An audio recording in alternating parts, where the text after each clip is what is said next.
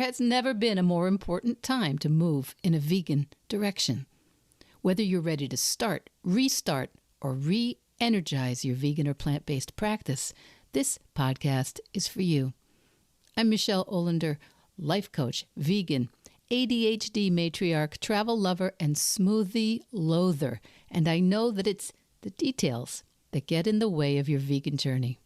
But I like to believe that the obstacle is always the way. So every week we meet here where I translate the tools of life coaching and Stoic philosophy. I bring you actionable tips, some laughs, interesting guests, and vegan ideas for everyone at any age. All to help you veg your best. Episode 248. Maybe we'll call this one, Olivia will like this, Defying Gravity.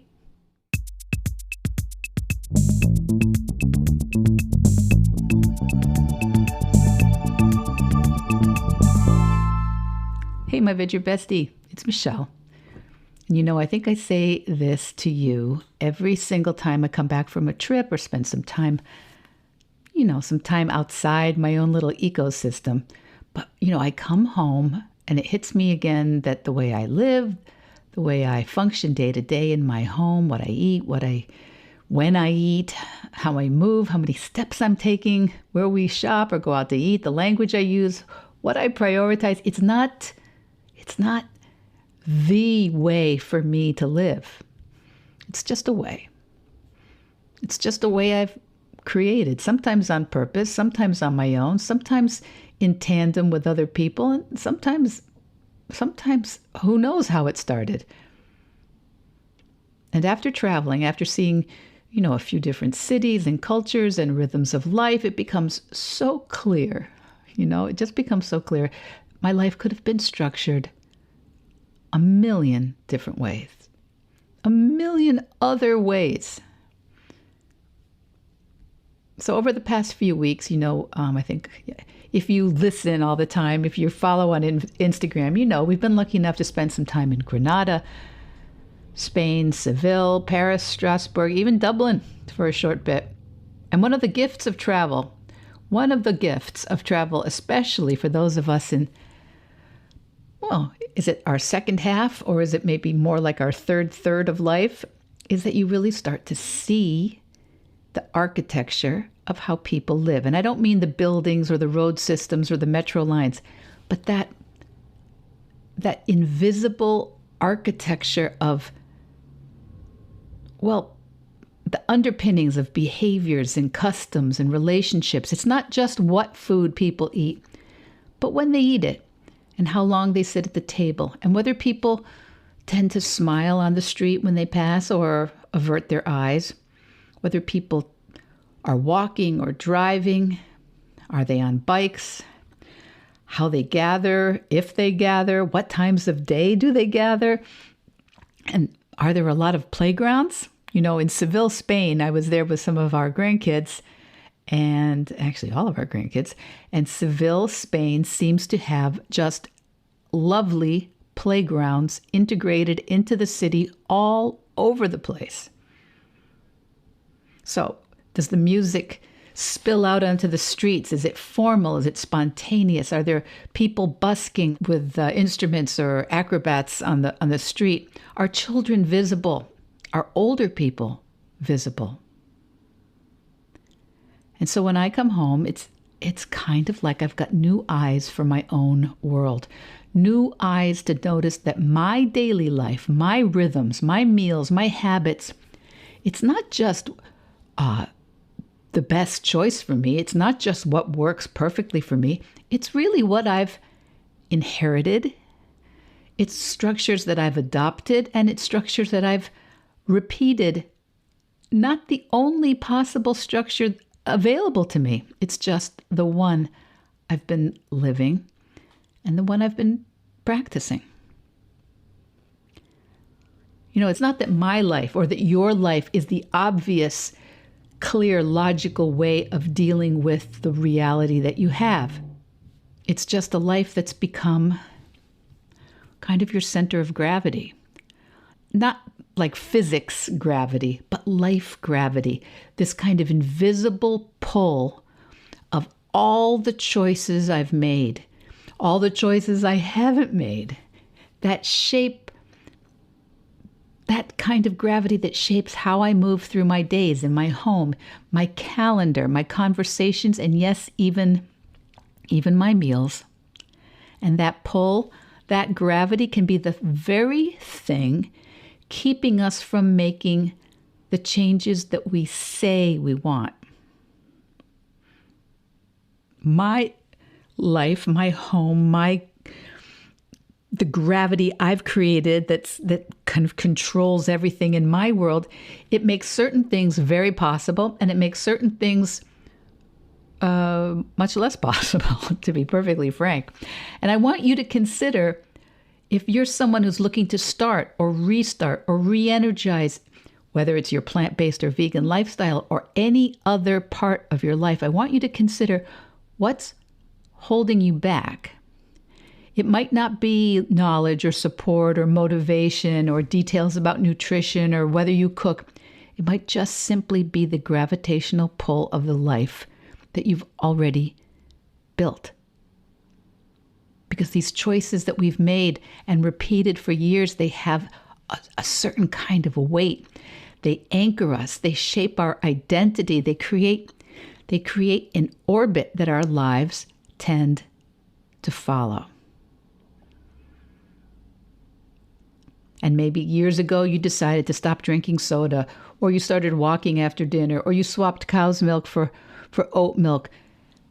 And then that one choice, it didn't stay small. It gained weight. It began to pull you, and it began to be obvious how you lived. And it became, the more you repeated that decision, the more familiar and the more, I keep being drawn to this word, the more gravitational it became. And you don't even think about it anymore. And that's how orbit works. It's not just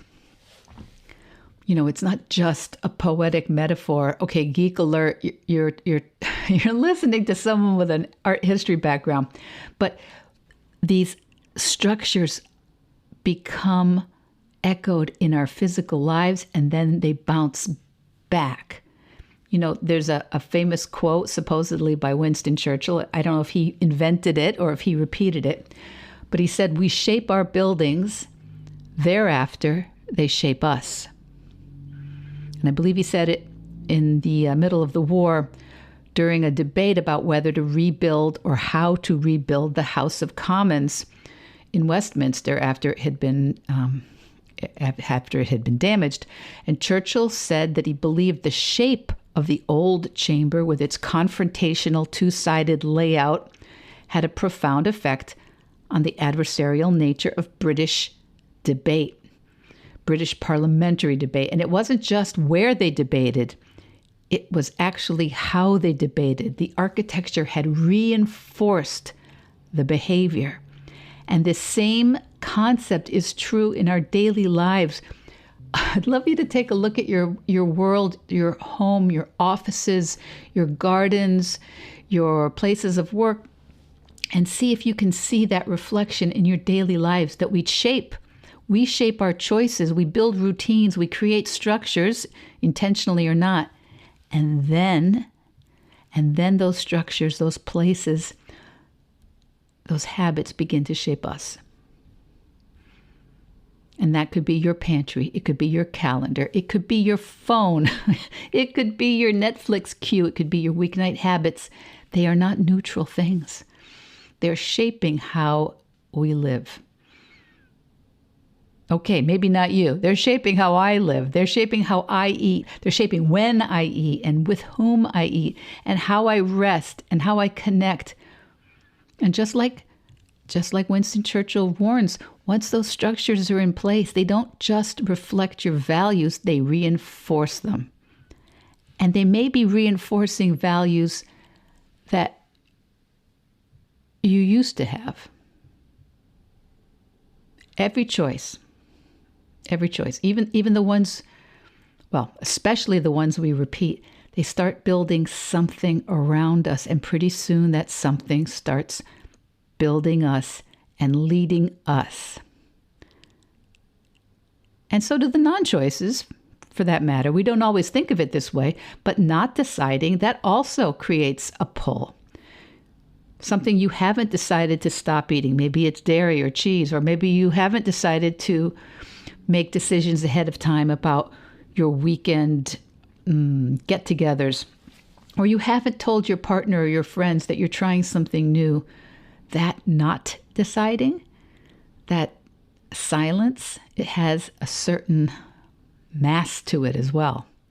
And it keeps you in orbit. It may feel like you're just floating, but you're not. You're not neutral. You are being pulled by past patterns unless you specifically opt out of them. In this universe, it all has a gravitational pull.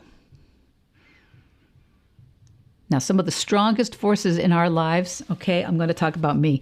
Some of the strongest forces in my life isn't even my own choice. It's what I've inherited from my family, from my friends, from my husband's family, from culture, from stories we've never questioned, from towns I've moved into. And some of those inherited choices, we absolutely love them. And others, well, the idea of meat being obvious at every meal, or thinking that eggs are essential to a brunch on the weekend with friends and family. Or maybe it's thinking of rest or naps as being lazy, or avoiding hard conversations about things that might hurt someone else's feelings. All these ideas might be keeping you stuck, and I want you to hear it. I want you to hear this. Okay, I'm talking to me again. You can love your family and still choose differently. You can respect your culture and still evolve it. You can feel nostalgic and you can still move forward. You know, I have these beautiful, to me they're beautiful, egg cups, a collection of egg cups. My mother had all of these egg coddlers, which are lovely. And I have some silver egg cups from another side of the family, and they're beautiful. They're absolutely beautiful, and I don't eat eggs. And sometimes I think, can I repurpose them? I don't know what I would put in there. Sometimes I pull them out on Easter and use them to hold up like Polish wooden Easter eggs. Anyway, we have things that anchor our thoughts in certain ways, and we can still feel nostalgic and love and treasure them and still move forward. Because the point is not to throw anything away. It's just to notice. It's just to notice where you're orbiting. Notice what kind of pull things have on you, and then decide whether you want to choose it on purpose. So a couple of you always contact me and ask me, what should your homework be this week from the podcast? Which is funny. You don't have to do any homework. But if you wanted to, think about for a few minutes today, or grab a journal or make a voice memo on your phone, and just think about what choices have I made specifically in the last, well, depending on your age, the last year or 5 years or 10 years that shaped who you are today. You know, for example, probably the most impactful choice I ever made was who I married and my kids, because those choices made thousands of cascading domino sorts of choices afterwards. And some of them have had to be, rethought along the way. But some things seemed obvious along the way, and some things had to be completely reimagined along the way. And knock wood, thank goodness, they've all stuck around and we're still all together. But these are choices that throughout the years have sometimes been more complicated than others, because other choices get made. Where people live, how they live, what jobs people have, whether other people are marrying or moving, all kinds of things have changed my life that are partially my call and partially not. But what decisions do I have tremendous control over, but I'm not making right now? And are some of those choices actually still pulling me away from a future that maybe I want a little more control over? What choices did I inherit from my family of origin, or from my colleagues or friends, or from a culture that I am a descendant of that I absolutely love, and which other inherited choices are keeping me a little stuck? And if you're someone here to start, restart, or re-energize your plant-based life, what is a small, intentional plant-based choice that I can make today that will start to shift my orbit? You know, you aren't going to believe this. Well, maybe you will, but I never really used a lot of milk in my life. And then every once in a while I would want a serving of cereal or something like that. And the only person that really used milk was my husband, and he just liked it for his coffee, so he had this oat-based creamer, which wasn't really perfect for putting on cereal. Plus, it didn't have quite as much protein as I would have liked if I'm adding moisture to my cereal. So only in the last month or so have I made sure that I have organic soy milk in the house. Okay, now it's all set. Now it's completely all set. I don't think it'll ever be something I have to think about again. But their soy milk is quite high in protein. The organic soy milk is, I think, a much better choice than just plain old soy milk. And now it's a small, plant-based, intentional choice, which also serves my concern to make sure that we have enough protein for my older bones and my older muscles. And it's a shift that was recently made in my life. What's yours? What's a small thing that you've been thinking, oh yeah, I need to do that. I wonder where I get that. I wonder if that... So now, if there's a better choice for my occasional overnight oats, if there's a better choice than soy milk, organic soy milk, I'll be able to shift it too. But I've already made a big intentional choice in the way my morning cereal was orbiting. So from the very mundane, banal to the more, all-encompassing or the more grandiose ideas of your life, what are the choices that are keeping you stuck, that you've inherited? And what are the choices that have really supported you over the years? Just noticing where gravity is, where the gravitational pull of the architecture you've created in your life is. So you've heard it here loads of times. There's no perfect way to be vegan. There's no one right way to live this life. There's only the gravitational pull of your past choices and the pull of what you choose next. So remember, you're not behind. You're not too late. You're simply inhabiting the gravitational pull of a life you've been making. And the good news, you can shift it. You can rebuild it. You can choose a new center of gravity, one choice at a time. And if you're ready to start or restart or re-energize your plant-based practice, this is your moment. This is, no matter when you're listening, this is always your moment. And I'll be right here cheering you on as you build a life where you can veg your best.